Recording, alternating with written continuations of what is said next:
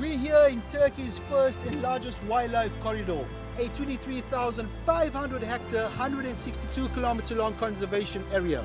This natural showpiece links the Sarıkamış National Park here in eastern Turkey, where we are right now, all the way north to the Caucasus forests along the border with Georgia. It's here where a diverse ecosystem is thriving and is a beacon of hope to an injured earth battling global warming.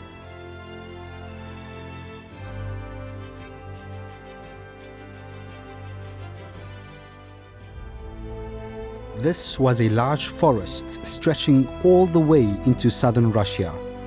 But deforestation and development of roads and farming towns has led to many of these forests being isolated. Animals began turning to the newly constructed human habitats for their food.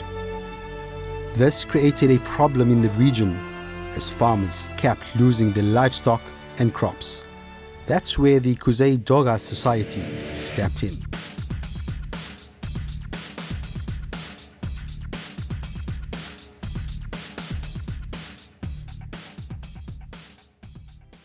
In the last 7 years, over 1 million trees have been planted across 552 hectares.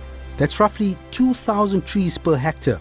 Environmentalists say a single yellow pine tree, which is what's planted here, can absorb around 22 kilograms of carbon dioxide per year. Using this calculation, the wildlife corridor absorbs roughly over 22 million kilograms of carbon dioxide annually.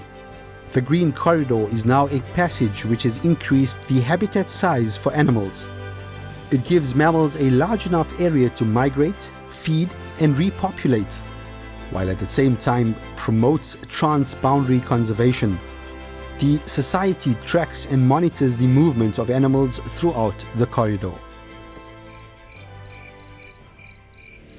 So we're currently with the Kuzey Doga Society in the middle of the Sarıkamış National Park forest, setting up these camera traps which essentially monitors the movement of any animal that walks past it.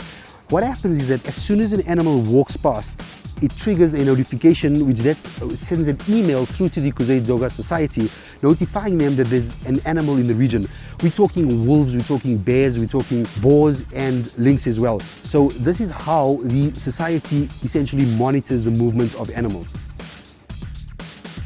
Wolves in this corridor travel around 5,000 kilometers in search of food, while bears on average trek around 150 kilometers every 3 days in autumn to stock up on food before they hibernate. A rehabilitation center has also been set up to assist injured animals and birds.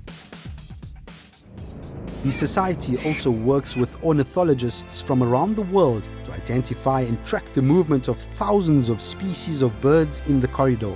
Now, one of the most common species in this area is the black vulture, which has a wingspan of almost 2 meters. We were lucky enough to get a look at this bird in flight, and one flying out of its nest.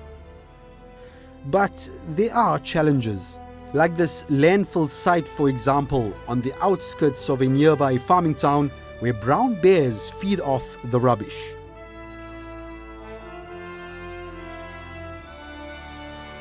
We're currently here at the footsteps of the Sarıkamış National Park forests, where we hope to see a family of large bears make their appearance. Which area do you think we should look at and concentrate on? Check carefully inside the forest. There is a road. Check the road. Bears always come here, come that way.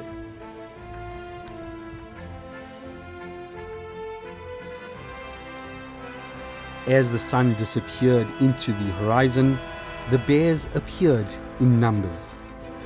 It was a feeding frenzy, filled with thrown away food and other garbage.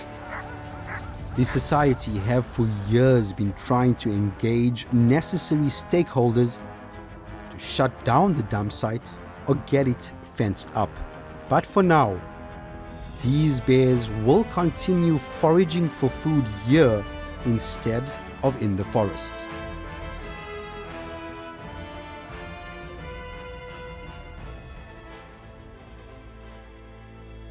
The enormous environmental work being done by the Kuzey Doga Society in this part of the world proves that there are people on this planet willing to do their bit to help biodiversities like these to flourish, which helps in the long-term fight against climate change.